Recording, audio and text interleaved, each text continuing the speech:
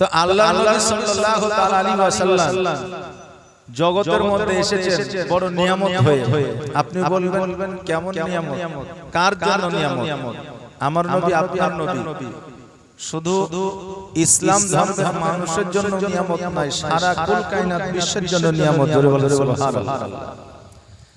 আজকে আমার নবী 570 খ্রিস্টাব্দে পৃথিবীর মধ্যে 12 রবিউল আউয়াল সোমবারের দিন যদি না আসতেন, আজকে আমরা সমাজ ব্যবস্থা পাইতাম না, আইন ব্যবস্থা পাইতাম না, নারীরা সম্মান পাইতো না, পুরুষরা সম্মান নিয়ে বেঁচে থাকতে পারতো না, নামাজ পাইতো না, রোজা পাইতো না, রাত্রি পেতো না, দিন পেতো না, এমন কি পিতা ও মাতাও পাইতো না। জোরে বলেন সুবহানাল্লাহ। তা আমার নবী দুনিয়ার মধ্যে এসেছেন, আসার পরে জাহিলিয়াতের যুগ দূর করেছেন। ওই জাহিলিয়াতের যুগটা কি ছিল? জাহিলিয়াতের যুগটা এমনই ছিল যে সন্তান মাকে বিক্রি করত, আপনার ভাই বোনকে বিক্রি করত, স্বামী স্ত্রীকে বিক্রি করত। এক কথায় আমাদের বর্তমানে যেমন গরু আর ছাগলের হাট আছে, জাহিলিয়াতের যুগে নারীদের এরকম হাট ছিল, নারীদেরকে বিক্রয় করা হতো। আমার নবীজি সর্বপ্রথম 6 বছর বয়সে মক্কা নগরের ওই মেয়েদের মহিলাদের হাট বন্ধ করেছিলেন। জোরে বলেন সুবহানাল্লাহ। তাহলে এই নারীদের সম্মান কে দিল? আমার নবী দিল। কিন্তু এখন বর্তমানে নিউ জেনারেশনে কিছু ছেলেদের যদি জিজ্ঞাসা করা হয় যে এই নারীর সম্মান কে বাড়িয়েছে, তা আমরা বলবো স্বামী বিবেকানন্দ, না হলে আমরা অন্য কবির নাম বলবো, কি বলে? কিন্তু আজকে থেকে 1440 হিজরি আগে আমার নবী পাক সাল্লাল্লাহু আলাইহি ওয়াসাল্লাম এই নারীদের সম্মান বাড়িয়ে দিয়ে গিয়েছেন। জোরে বলেন সুবহানাল্লাহ। এই নারীদের সম্মান এমন করে বাড়িয়ে দিয়েছেন যে নারীদের পদতলে সন্তানের জান্নাত। জোরে বলেন সুবহানাল্লাহ। অর্থাৎ মায়ের পায়ের তলে সন্তানের জান্নাত। এই সম্মান কে দিল? আমার নবী দিল। বাপজি ভাইরা, আজকে ওই নবী পাক সাল্লাল্লাহু তাআলা আলাইহি ওয়াসাল্লামের যদি ঈদে মিলাদুন নবী উপলক্ষে জুলুস করার জন্য যদি আমরা রাস্তা ঘাটে বেরিয়েছি, তো আমাদেরকে এই মুসলমান ধর্মের মানুষই কতজন বলেছে এই জুলুস কোথায় পাইলা, এই জুলুস কেন করো? এখন আমরা যদি বলি জুলুস এই জন্য করি যে আমার নবী এই দিনে জগতের মধ্যে এসেছে, তারা বলবে নবী তো এই দিনেই ইন্তেকাল করেছে, নবী এই দিনেই এসেছে, আবার এই দিনে তো ইন্তেকাল করেছে। তো খুশি প্রকাশ করব না দুঃখ প্রকাশ করব? তো আমরা বলি খুশি প্রকাশ করব, ওরা বলছে না, যে একজন মহামানব জগৎ থেকে বিদায় নিয়ে চলে গেছে তার জন্য আমরা দুঃখ প্রকাশ করব। বাপজি, এর প্রশ্নের একটা উত্তর আপনারা দিয়ে দিবেন যে আমার নবী পাক সাল্লাল্লাহু তাআলা আলাইহি ওয়াসাল্লামকে আহলে সুন্নাত ওয়াল জামাতের মানুষ মুর্দা মনে করে না, নবী আমার কিয়ামত তক জিন্দা। আর যারা ওয়াহাবি আছে, লামাজহাবি আছে, কারণ নবীকে মুর্দা মনে করে, তাই তারা মৃত্যু দিবস পালন করে। আর আমার নবীকে আমরা আহলে সুন্নাত ওয়াল জামাতের মানুষ আমরা আমার নবীকে জিন্দা মনে করি, তাই আমরা নবীকে জন্ম দিবস পালন করি, মৃত্যু দিবস পালন করি না। আমরা নবীকে জিন্দা মনে করি, নবী আমার জিন্দা, নবী হায়াতুন নবী, নবী সব কিছু আমাদের শুনতে পান, দেখতে পান। আজকে এই এলাকায় আপনারা যে জশ্নে ঈদে মিলাদুন নবী উপলক্ষে জালসা সাজিয়েছেন, কে বসে আছে, কে শুনছে, কে বক্তব্য দিচ্ছে, কে দরুদ পড়ছে, নবী আমার মদিনাতুল মুনাওয়ারায় বসে সমস্ত কিছু শ্রবণ করছে। জোরে বলেন সুবহানাল্লাহ। বাবা রে ভাইরা, আজকে জগতের মানুষ অনেক আছে যারা বলে নবী ইলমে গায়ব জানতেন না, নবীর কোনো পাওয়ার ছিল না, ক্ষমতা ছিল না। আমার নবী পাক সাল্লাল্লাহু তাআলা আলাইহি ওয়াসাল্লাম 6 বছর পর্যন্ত মা হালিমা রাদিয়াল্লাহু তাআলা আনহার কাছে ছিলেন। নবী আমার যখন মক্কা থেকে মদিনায় প্রথম আপনারা প্রবেশ করলেন, মক্কা থেকে যখন তাইফে প্রবেশ করলেন, তাইফে যখন হালিমার বাড়িতে গেলেন, যে হালিমার বাড়িতে খাবার জুটতো না, ওই হালিমার বাড়িতে আপনার খাবার আসলো, যে হালিমার বাড়িতে অসুস্থতা দূর হইল না, ওই হালিমার বাড়িতে অসুস্থতা আপনার দূর হয়ে গেল। বেরাদা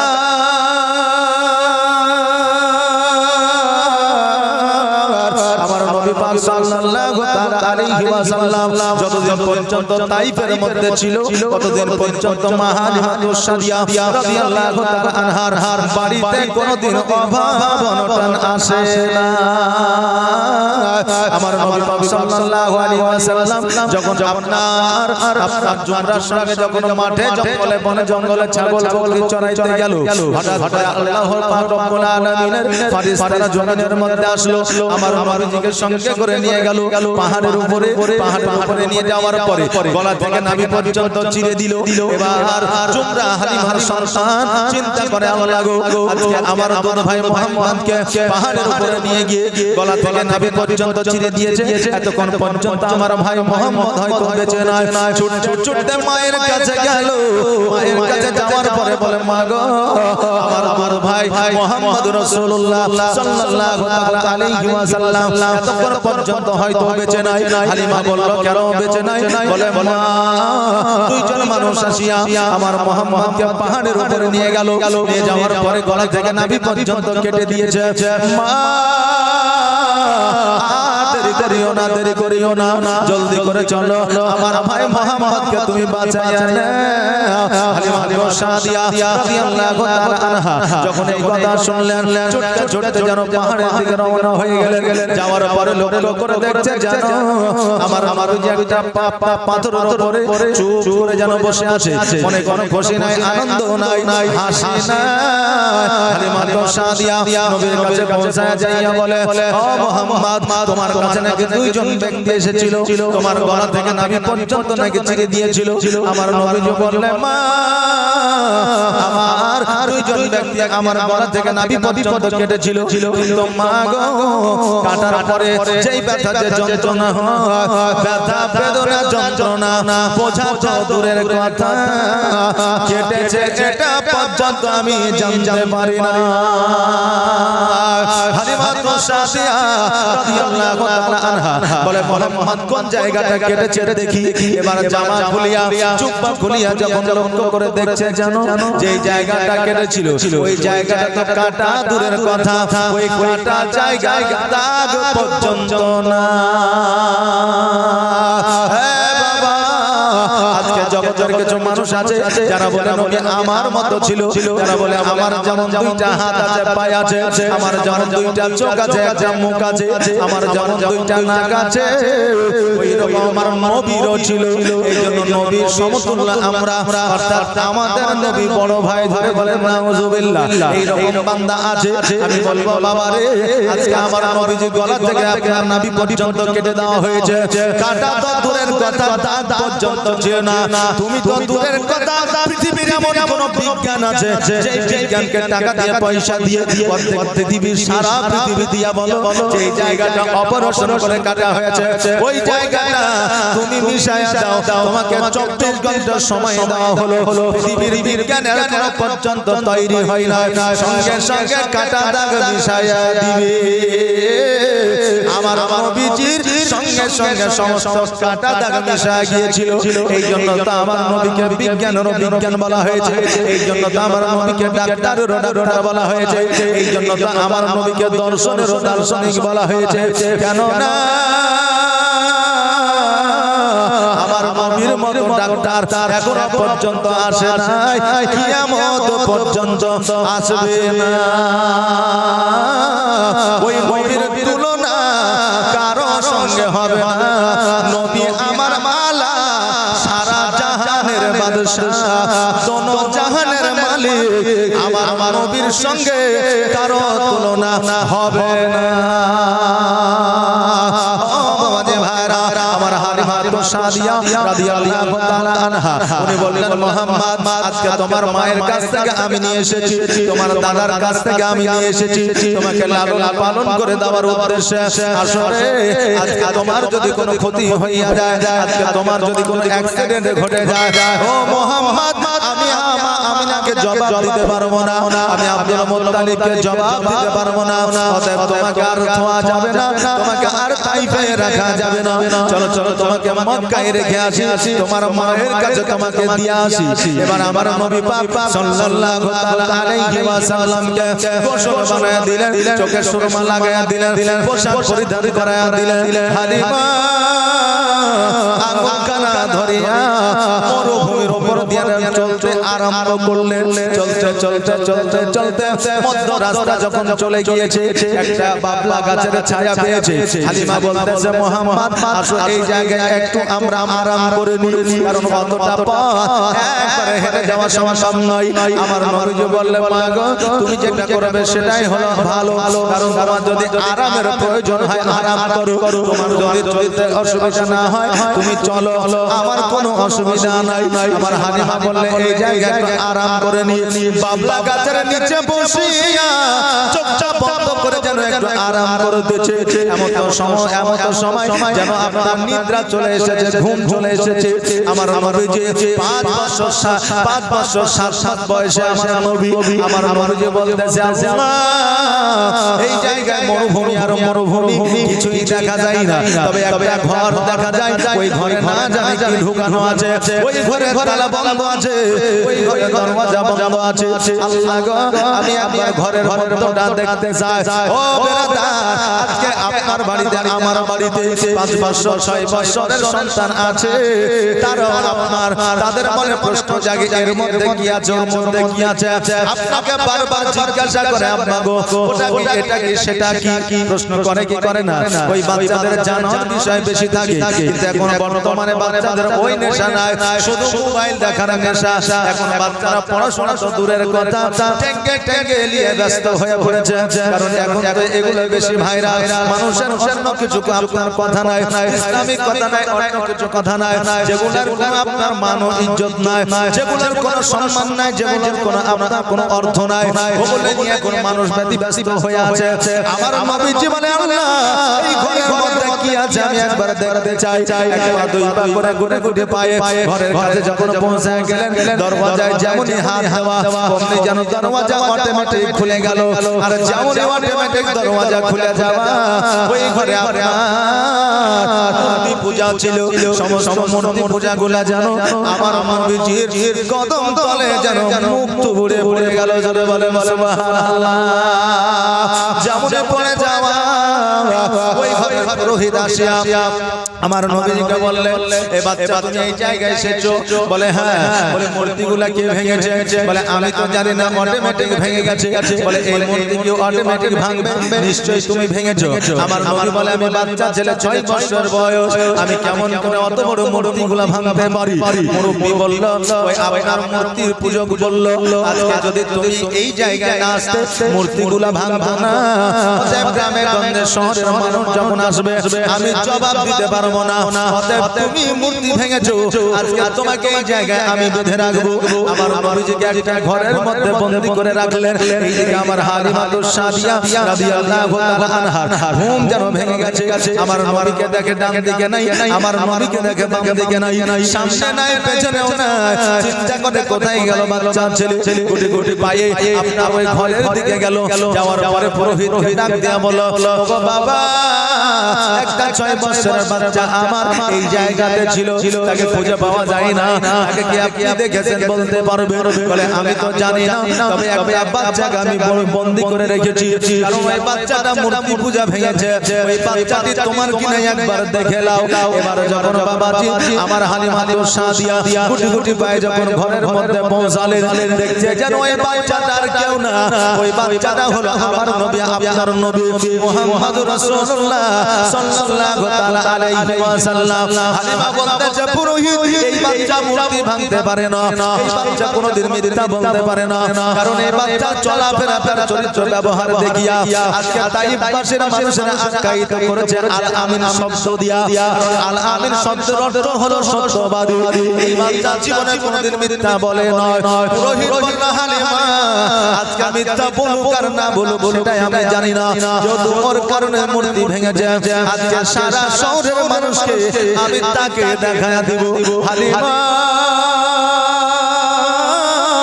তুই চোখের পানি ছেড়ে দিয়ে বলে, পুরোহিত আজকে এই বাচ্চাটিকে মক্কা থেকে নিয়ে এসে লালন পালন করেছি, আজকে এই বাচ্চাটিকে মক্কায় যদি পৌঁছে দিতে না পারি, আব্দুল মুত্তালিবকে আমি জবাব দিতে পারবো না। পুরোহিত বলল, হালিমা কি নামটা বললে? বলে আব্দুল মুত্তালিব। বলে তাহলে তার ছেলের নাম তো আব্দুল্লাহ? বলে হ্যাঁ। বলে বাচ্চাটির নাম কি? তবে মুহাম্মদ। বলে হ্যাঁ। এর মায়ের নাম কি? তবে আমিনা। বলে হ্যাঁ। হালিমা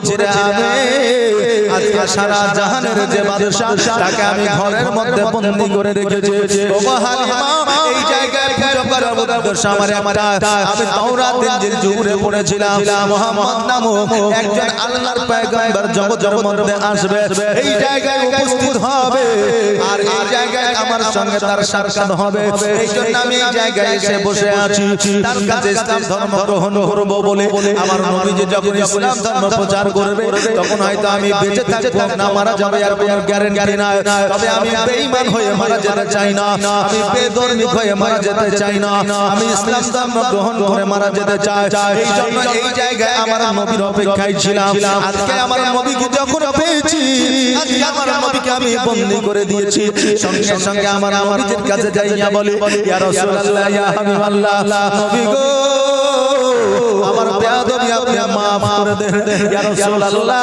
আমি আপনার কাছে ধর্ম গ্রহণ করব বলে বসে আছি ওগো নবীজি আপনি একদিন ইসলামের প্রচার ও প্রসার করবেন আজকে আমাকে আপনার কালেমা খানি একবার পড়ে আনে আমি বেদর্দি কইয়া মারা যেতে চাই না সঙ্গে সঙ্গে আমার নবীজি কালেমা তাইয়্যিবা লা ইলাহা ইল্লাল্লাহু মুহাম্মাদুর রাসূলুল্লাহ সাল্লাল্লাহু তাআলা আলাইহি ওয়াসাল্লাম এই কালেমা খানা জানো পড়ায়া নিলে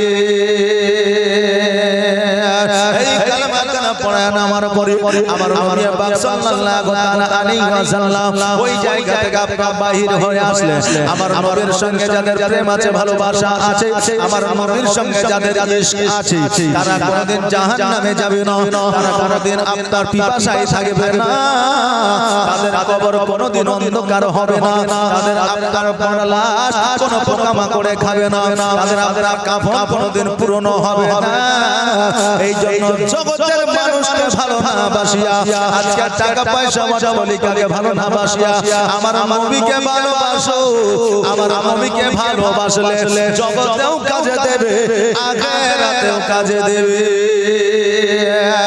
এই জন্য বলছে ভালো যদি বাসতে হয় নবীকে বাসো জান যদি দিতে হয় নবীকে দিও নবী তরানে वाला নবী বাঁচানে वाला আর প্রাণের চাই প্রিয় তাই প্রাণের চাই প্রিয় তাই নবীকে চিনুন ভালো যদি বাঁচতে হয় আমার নবীকে বাসুন সাকারাতের বিছানাতে কি যে যন্ত্রণা সাগরের পানি দিলেও তৃষ্ণা মিটে না সাকারাতের বিছানাতে কি যে যন্ত্রণা সাগরের পানি দিলেও তৃষ্ণা মিটে না আর কাউসারের পানি দেবে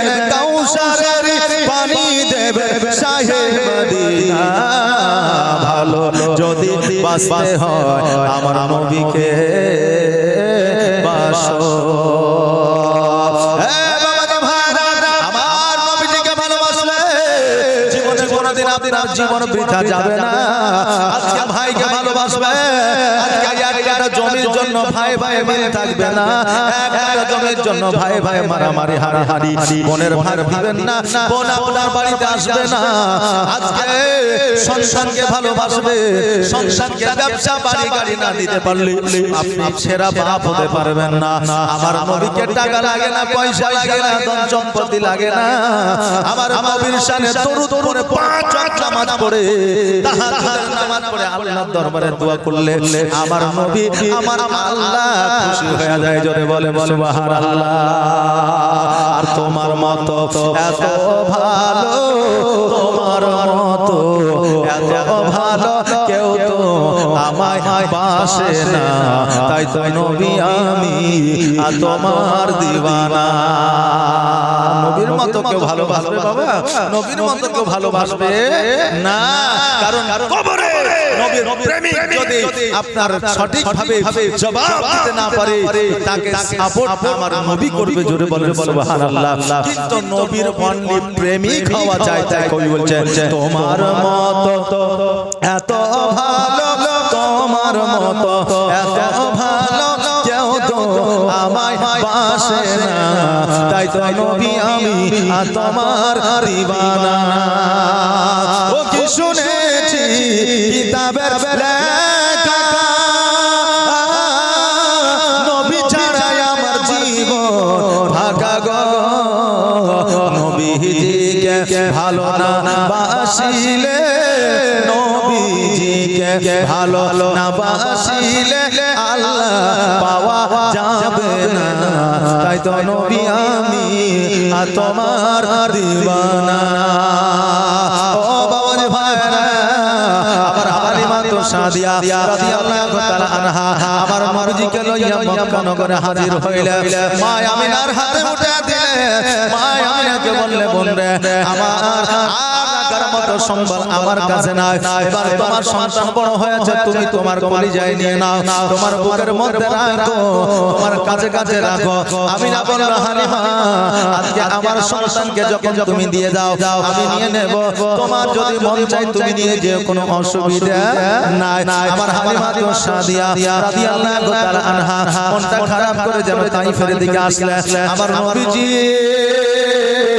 মক্কায় যারা বসবাস করতে আরম্ভ করলেন একদিন দুই দিন তিন দিন চার দিন পাঁচ দিন সাত দিন অতিবাহিত হয়ে গেল এবার আমার নবীজি যখনই বাইরে বের হয় অন্যান্য ছেলে মেয়েরা আপনার খেলাধুলা করে বাচ্চারা সন্ধ্যাবেলায় সকলের আব্বা আসিয়া সকলকে যেন কাঁধে উঠায়া কোলে উঠায়া নিয়ে যায় কিন্তু আমার নবীজিকে নেওয়ার জন্য কেউ আসে না আমার নবীজি দুই চোখের পানি ছেড়ে দিয়ে বলে আল্লাহ গো আমার 6 বছর বয়স হলো আমার আব্বা এতক্ষণ পর্যন্ত আমাকে নিতে আসে না কোনদিন আমার আব্বা আমাকে কাঁধে নেয় নাই কোনদিন আমার আব্বা কোনদিন আমাকে কোলে নেয় নাই কোনদিন আমার আব্বা আমার কপালে চুম্বন করে না আজকে আমার মাকে গিয়ে প্রশ্ন করব আজকে আমার মাকে গিয়ে জিজ্ঞাসা করব মা গো আমার আব্বা কোথায় আছে বলো বলো আজকে যতক্ষণ পর্যন্ত আমার আব্বা কোথায় আছে কথা না বলবা ততক্ষণ পর্যন্ত আমি মা আমি তোমায় ছাড়বো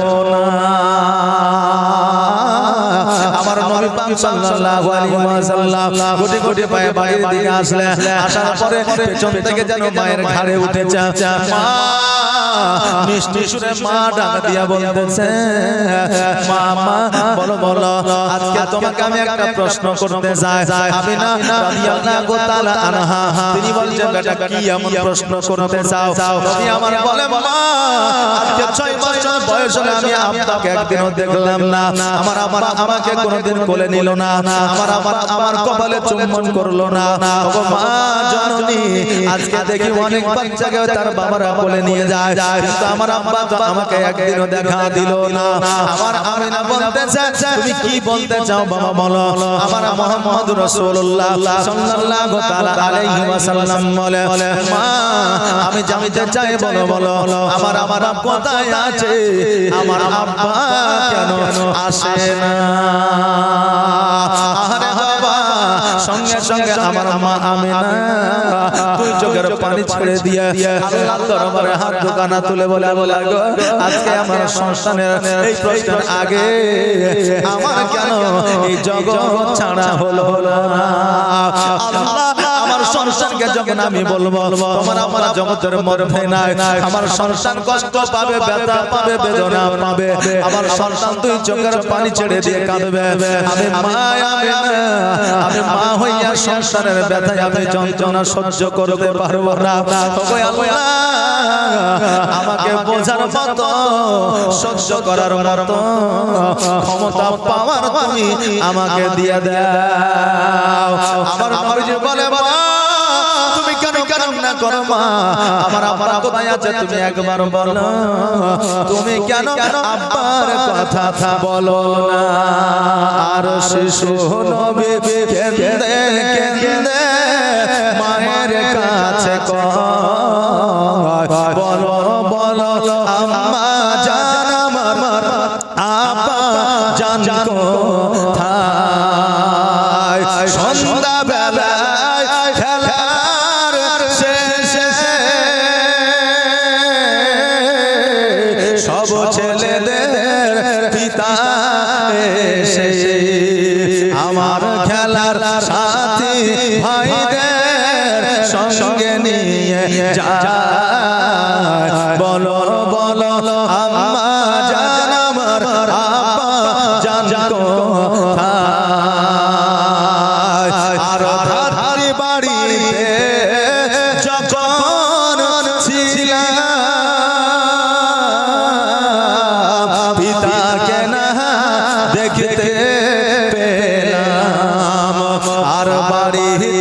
আসিয়া আমি দেখি না তাহার বলো বলো আম্মা জান আমার আপা জান কোথায়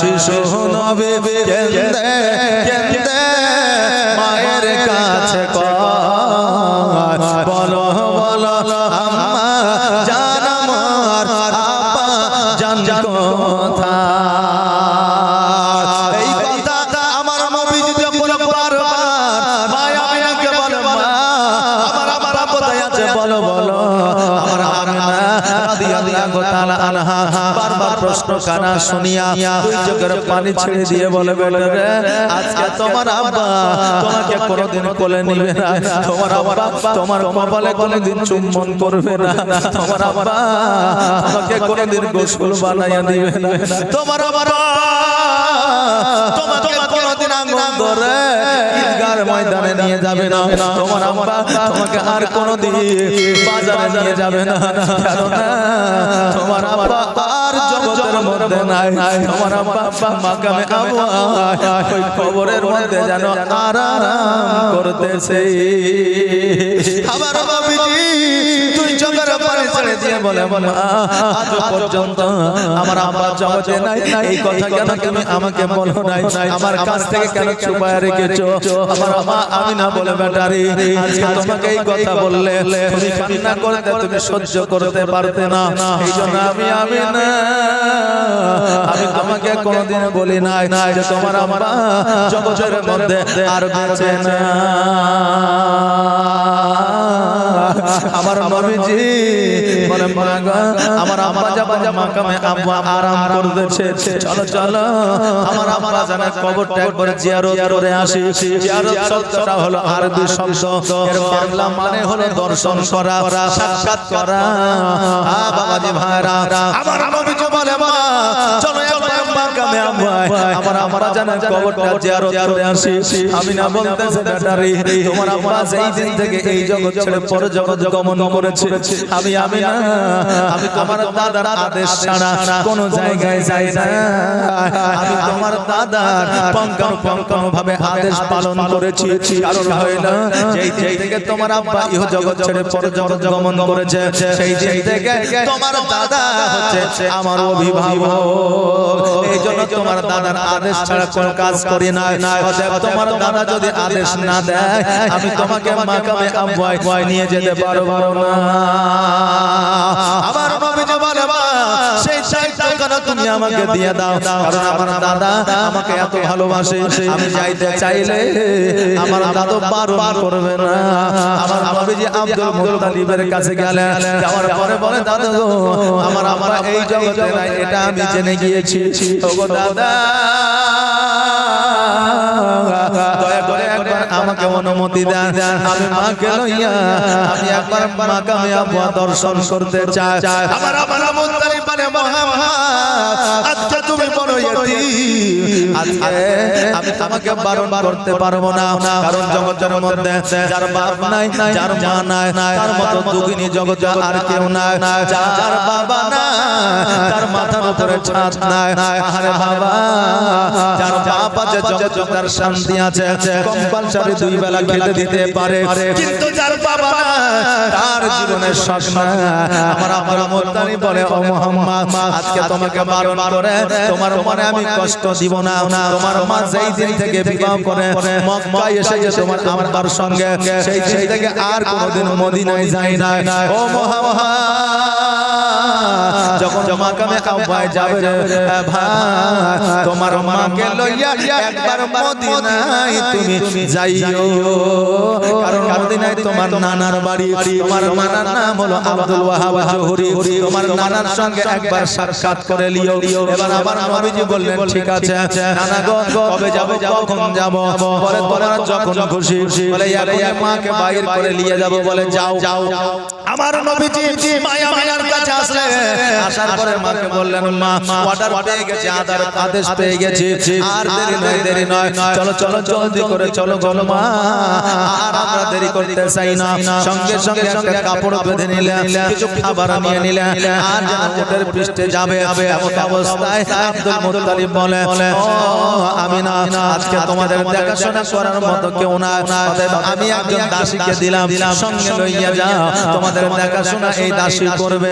আর আমার আব্দুল মুত্তালিব যেন কান্না করতেছে। আমিনা আব্দুল মুত্তালিবকে বলছে, আব্বা গো, আজ পর্যন্ত আপনাকে কান্না করতে দেখি না, আজকে আপনি কেন কান্না করেন?